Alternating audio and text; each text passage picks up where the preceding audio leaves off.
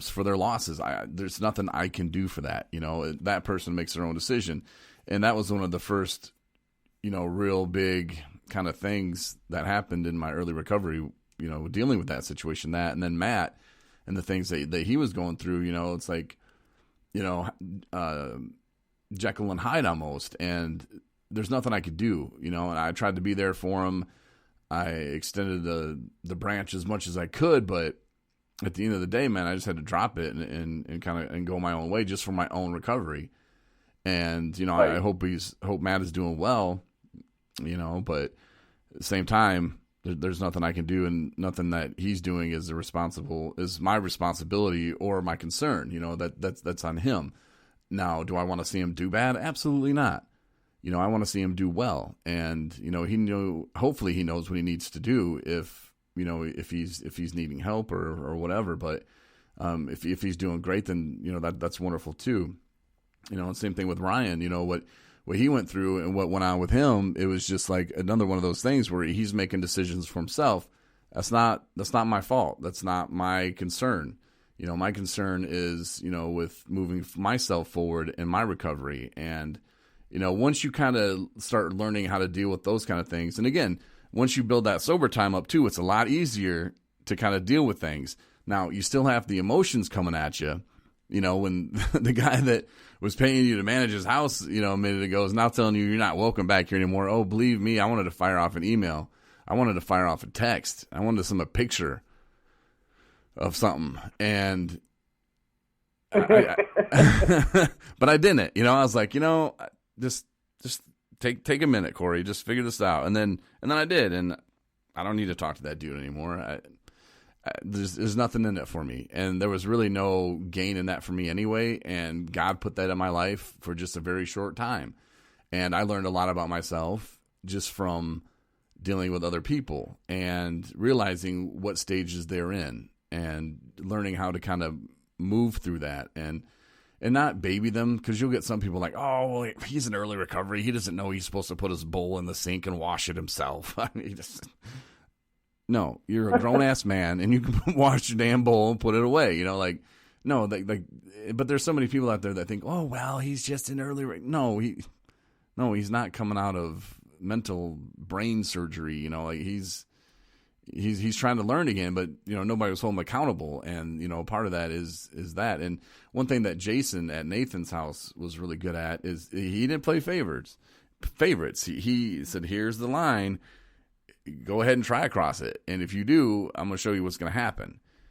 And I really liked that at that house. The other house, it just kind of went down fast, and there's none of that accountability. It's more about, oh, well, I like that guy, so let's play favorites. And, I was probably guilty of that too with Chris. I played favorites with Chris a lot, but at the same time, Chris will tell you, I'll bust his balls.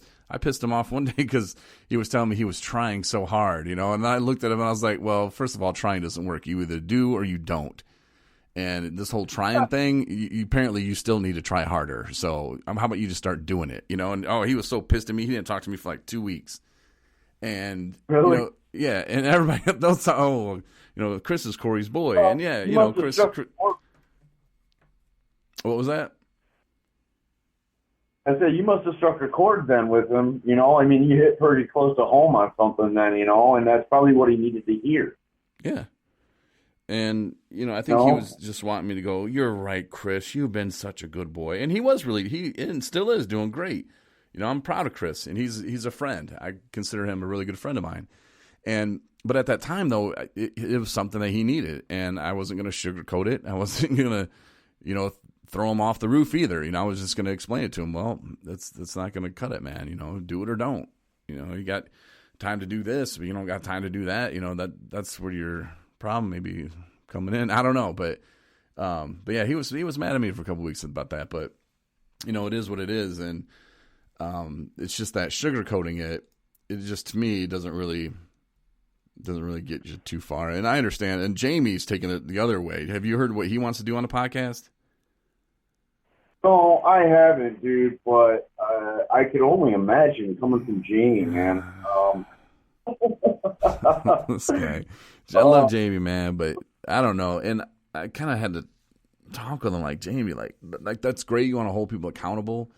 And he wants to call it brutally honest. When he started explaining it to me, I was like, that's great, to be brutally honest with your emotions and your feelings. And, especially if you get a bunch of, military guys in the room and you guys are brutally honest. I'm like, I'm digging it. I'm loving it. But Jamie turns it into, no, I want to call MFers out. I want to call people out in the meeting and say, hey, man, I saw you drinking the other day, And, well, no. I was like, first of all, Jamie, that's not your responsibility. They call it taking other people's inventory. That's not your job.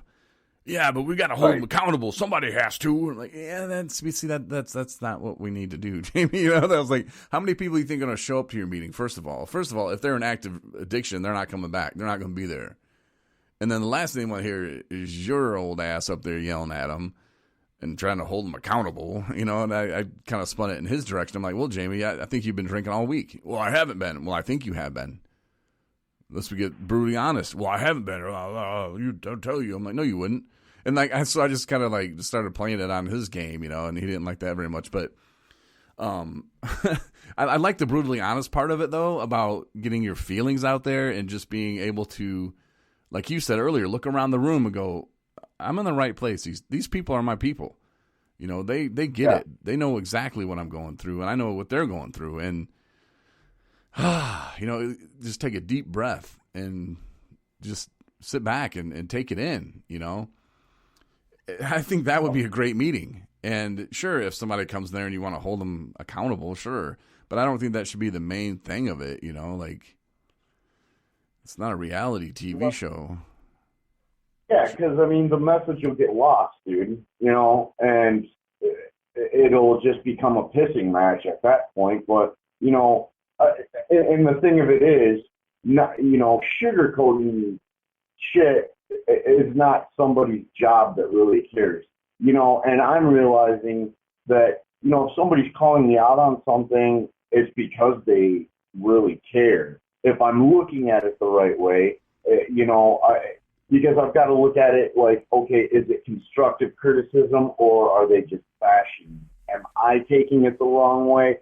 These are all these things that I'm actually starting to pick up and relearn because my outlook on things has been so skewed because of addiction and dealing with addiction and the PTSD factor and everything that goes in with that. But you were doing calling people out. To me, that's telling me this is somebody that cares enough to try to say, hey, listen, this is the way it is, regardless if you like it or not. This is the way I see it from my standpoint. I may be wrong. I may be right. However, this is what I'm seeing. Take it for what it's worth, And, if you start ridiculing somebody or going at them like that, it's like you've lost them, and they're not going to come back to your meeting. They're going to be like, oh, what the hell? I could get this from my girlfriend or wife or, that probably wasn't right to throw that out there. But, you go there to, you go to meetings, you go to whatever form of recovery you use, a holistic approach to gain something out of it and get a better understanding of yourself. And like you had said early, recovery is a selfish process, and it's the whole thing about it is selfish. Well, I guess you can call it that, but I'm not really looking at it as selfish. I'm looking at it like I'm doing what's right for me because I'm the person I have to go to bed with at night. I'm the person I have to live with the decisions I make. And I've always been such a people pleaser, it seems like I'll go out of my way for this person and that person to do this and that. And it's like, well, it's one thing to really care and want to help people, but it's another thing when, it's taking the attention off of yourself and what you're trying to do for yourself, So, getting back to, not necessarily calling people on their bullshit, but being honest and brutally honest. I hope Jamie is successful with that, because I heard that podcast, and it was nice hearing Jamie's voice. I tried calling him, wasn't able to get through to him, but I just talked to him back last summer when I was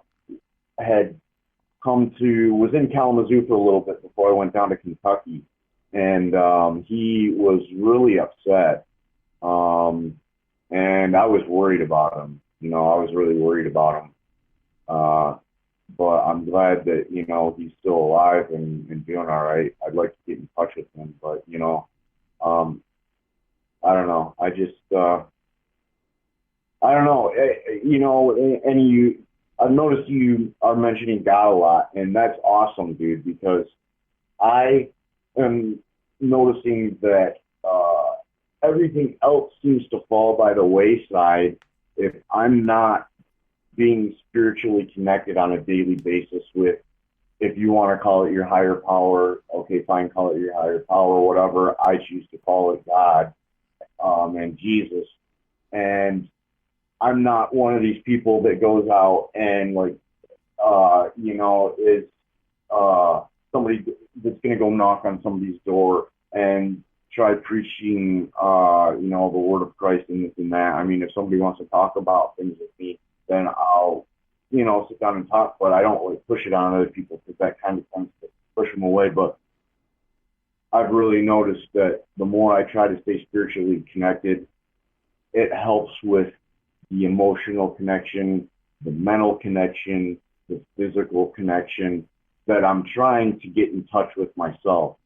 And if I don't have that spiritual connection on a daily basis, then slowly but surely, those other things are going to fall by the wayside, Mm-hmm.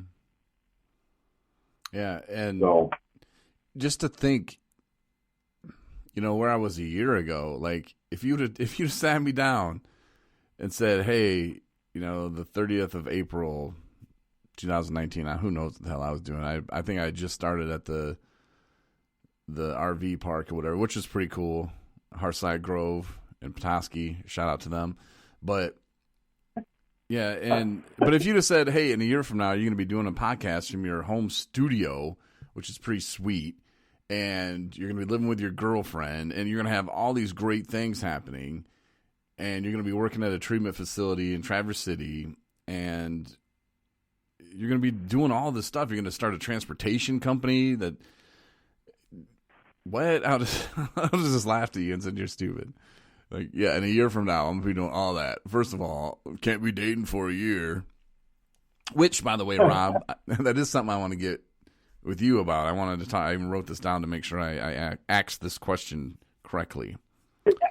Yeah, I'm going to ask it, Rob. So, and I want to make sure I want to make sure I finish this sentence, okay, before you jump in and say anything. So I will ask the question, then I will say, Rob, okay, because you're going to think I ask it, but I'm not going to ask it because I'm going to do it sneaky, all right? All right, I'm excited about this. All right, Rob, what advice would you give to people in early recovery about dating before being a year sober? And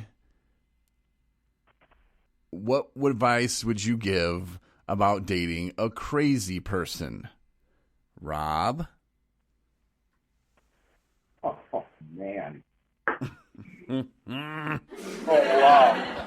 Oh, so this is a two-part question. Well, yeah. I just want the last one answered, though. You can really help some people, Rob. You went through all that stuff just to help other people. Yeah. I did, and I'm not going to throw anybody's name into this, no. But that was a contributing factor that kind of spun me out off the deep end. But the advice I can give, I don't really know if there is a right answer